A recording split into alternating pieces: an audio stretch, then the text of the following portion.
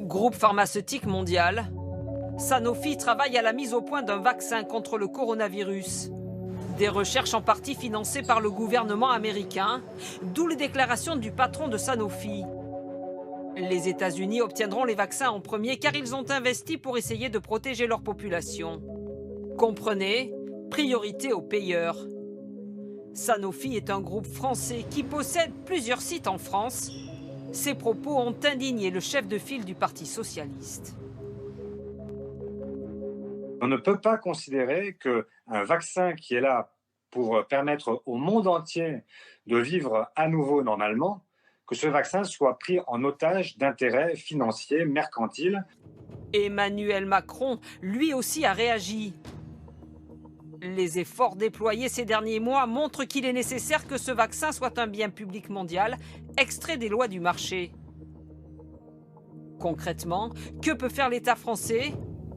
Réquisitionner les vaccins selon cet avocat, mais à une condition.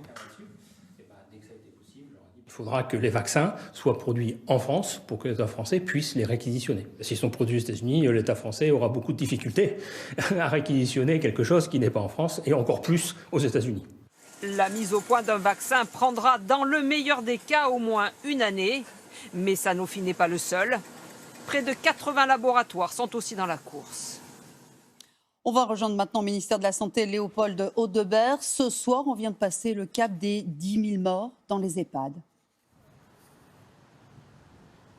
Oui, absolument, Carole. Pour être précis, ce soir, on compte 10 201 personnes décédées dans les EHPAD. C'est 228 personnes de plus par rapport à hier. Alors ça, c'est le chiffre qui concerne les décès dans les EHPAD, dans les établissements. Mais si maintenant on ajoute les personnes qui étaient en EHPAD et qui ont été transférées à l'hôpital et qui sont décédées, là, le chiffre monte. Dans cette situation, ils ont été plus de 3 500. Donc au total, on est à plus de 14 000 personnes résidant d'EHPAD décédées, ce qui représente en fait plus de la moitié du total des personnes décédées depuis le début de l'épidémie, puisque le total est lui de 27 000 personnes. Paul Hudson regrette que ces propos aient pu susciter un tel débat, tout en maintenant que si les Européens souhaitent bénéficier d'un vaccin en même temps que les États-Unis, ces derniers doivent partager, je cite, les risques encourus. Ça n'a jamais été un choix. Nous devons fournir des vaccins à tout le monde, à travers le monde. Des doses pour tout le monde.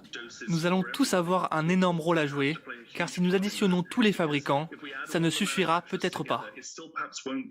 Comprenez que l'Europe aide financièrement au développement d'un vaccin. Sanofi est actuellement en pourparlers avec les autorités européennes et certains États de l'UE comme la France et l'Allemagne pour accélérer les choses.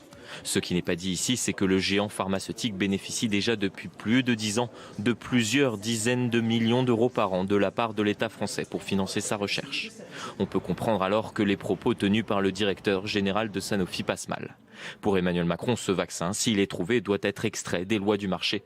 Message qu'il passait déjà il y a une dizaine de jours. La position que défend la France, c'est que le vaccin qui sera trouvé sur le Covid-19, et nous l'espérons tous, eh bien, nous y avons tous mis nos efforts ensemble pour l'obtenir et qu'il soit un bien mondial de l'humanité et pas la propriété de l'un ou l'autre. Une rencontre est prévue à l'Elysée la semaine prochaine avec des représentants du groupe pharmaceutique pour clarifier la situation.